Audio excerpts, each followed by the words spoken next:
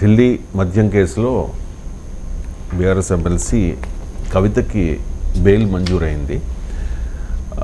ఈ సందర్భంగా కవిత చాలా భావోద్వేగంతో మాట్లాడారు సార్. ఉద్వేగంతో, నేను కేసీఆర్ బిడ్డను, తప్పు చేసే ప్రసక్తే లేదు, అలాగే వడ్డీతో సహా చెల్లిస్తాము, ఎవరైతే కక్షపూర్తంగా నన్ను ఈ కేసులో ఇరికించారో, నన్ను ఇబ్బంది పెట్టారో వాళ్ళంతా కూడా భారీ మూల్యం చెల్లించుకోక తప్పదు అని చెప్పి మాట్లాడారు. ఒకసారి బయట. నేను తెలంగాణ బిడ్డను, నేను కేసీఆర్ బిడ్డను, నేను తప్పు చేసే ప్రసక్తే లేదు, నేను మొండిదాన్ని, మంచిదాన్ని, అనవసరంగా జైలుకు పంపి నన్ను జగమొండిని చేసిండ్రు. ఇంకా ప్రజాక్షేత్రంలో గట్టిగా పనిచేస్తాం, కమిట్మెంట్ తో పనిచేస్తాం, అందరితో కూడా నిలబడి ఉంటామని తెలియజేస్తున్నాం. We were always tough, we are fighters, we will fight it out legally, we will fight it out politically. We were always tough. By sending us to jail illegally, they only made BRS and KCR's team unbreakable. Right. నేను అసలే మొండిదాన్ని ఇంకా జగమొండి చేశారు అనేసి చెప్తూ ఉన్నారు sir. అంటే bail arrest అవ్వడం లేకపోతే బెయిల్ మీద రిలీజ్ అవ్వడం నిన్న మొత్తం కనిపించిన సీన్ అంతా కూడా బీఆర్ఎస్ పార్టీకి కానీ కవితకు కానీ ఎంతవరకు యూజ్ అది ఎలా చెప్పగలం? మన దానికి ఏమన్నా బేసిక్ ఫార్ములా జగమొండి చేశారు అంటే దానికి మొండితనానికి కొలుస్తానికి కానీ టెంపరేచర్ ఉందా, షుగర్ లెవెల్ కొలవచ్చు, బ్లడ్ ప్రెషర్ కొలవచ్చు కదా, మీకు బ్లడ్లో హెమోగ్లోబిన్ కొలవచ్చు. మొండితనాన్ని ఎలా కొలుస్తారని నాకు చెప్పండి. అందువల్ల అది ఎవరి ఇంటర్ప్రిటేషన్ వాళ్ళు. డెఫినెట్గా రాజకీయ కవిత భయపడి ఏదో రాజకీయాల నుంచి పారిపోతుందని అనుకోను. డెఫినెట్గా ఇంకా కొట్లాడవచ్చు కూడా, కాదన్నాను. అందువల్ల అప్పుడు ఆమె మొండ్యా జగమొండా అన్నది కాదు ప్రజలకు కావాల్సింది. అల్టిమేట్గా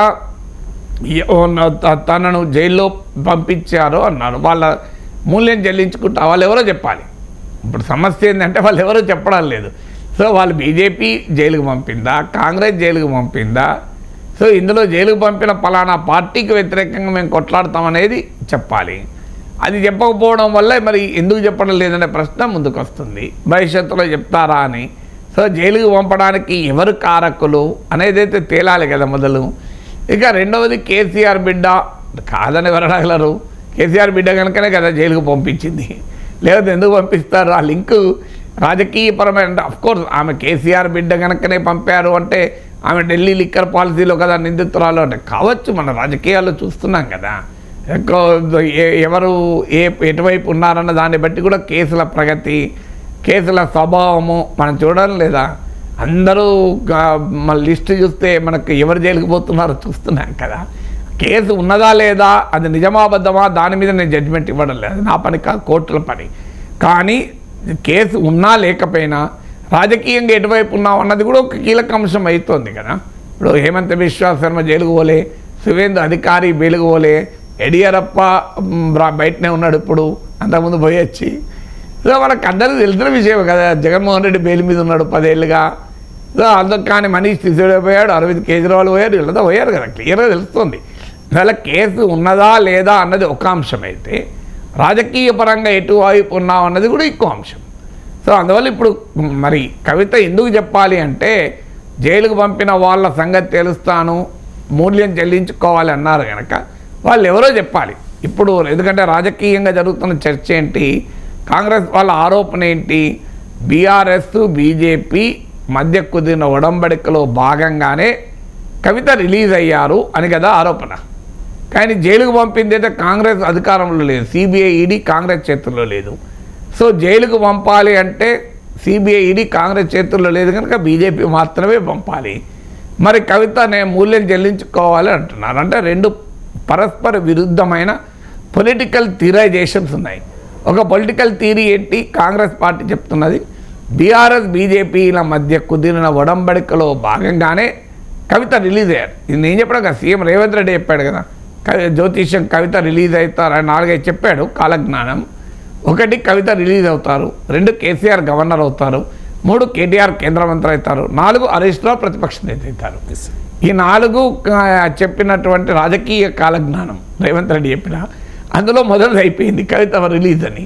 మరి బీజేపీతో ఒడంబడికతో అయిందా, లేదా బీజేపీ అరెస్ట్ చేశారు కనుక ఆ పార్టీ పైన మరింత వీరోచితంగా కవిత పోరాడుతుందా? ఇది తేలాలి, ఇప్పుడు పొలిటికల్గా తేలాల్సిన అంశం అది. సో అందుకే నేను అడుగుతున్నది, కవిత నన్ను జైలుకు పంపిన వారికి వడ్డీతో సహా చెల్లిస్తా, మూల్యం చెల్లిస్తా అంటున్నారు కనుక జైలుకు పంపింది ఎవరు, ఏ పార్టీ వల్ల జైలుకు పోయారని మీరు అనుకుంటున్నారు? మాకు అర్థమైంది అయితే కాంగ్రెస్ వల్ల పోయే అవకాశం లేదు, ఎందుకంటే కాంగ్రెస్ కేంద్రంలో అధికారంలో లేదు కనుక. సో రాష్ట్ర ప్రభుత్వ సంస్థలు కేసు పెట్టలేదు కనుక, రాష్ట్ర ప్రభుత్వ విభాగాలకు కాదు కదా కవిత మీద కేసు పెట్టింది. కవిత మీద కేసు తెలంగాణకు సంబంధించిన కేసే కాదు, అది ఢిల్లీకి సంబంధించిన కేసు. ఆ ఢిల్లీకి సంబంధించిన కేసు 2022లో పెట్టారు. 2022లో కేసు పెట్టినప్పుడు కాంగ్రెస్ పార్టీ రాష్ట్రంలో అధికారం కూడా లేదు. సో అందువల్ల రాష్ట్ర ప్రభుత్వానికి కానీ కాంగ్రెస్ పార్టీకి కానీ ఎలాంటి సంబంధం లేదు. ఏమైనా ఉంటే గింటే అది భారతీయ జనతా పార్టీకే ఉండాలి. సో మరి ఆమె మూల్యం చెల్లించుకుంటారంటున్నారంటే బీజేపీ పైన పోరాడాలి. మరి బీజేపీ పైన పోరాడటానికి పోరాడుతుంది అని కవిత చెప్తోందా, లేదా కాంగ్రెస్ ఆరోపిస్తున్నట్లు బీజేపీతో రాజీ వల్ల ఈ బెయిల్ వచ్చిందా అనేది ఇప్పుడు మన తెలంగాణ రాజకీయ వెండితెర పైన చూడాల్సినటువంటి ఒక దృశ్య కావ్యము.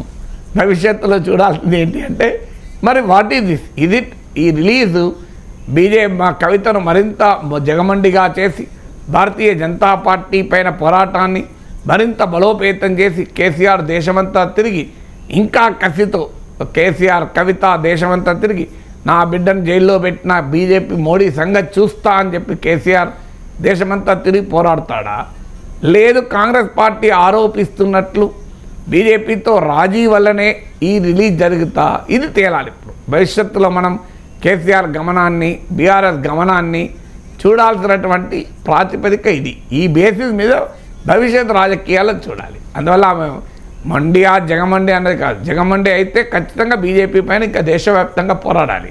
ఎందుకంటే మరి బీజేపీ నాయకత్వంలో ఉన్న కేంద్ర ప్రభుత్వానికి సంబంధించిన సంస్థలే కదా ఆమెను జైలుకు పంపించింది. సో అందువల్ల మనం తేలాల్సిన విషయాలు అవి, అది చూద్దాం ఏం తేలుతుందో.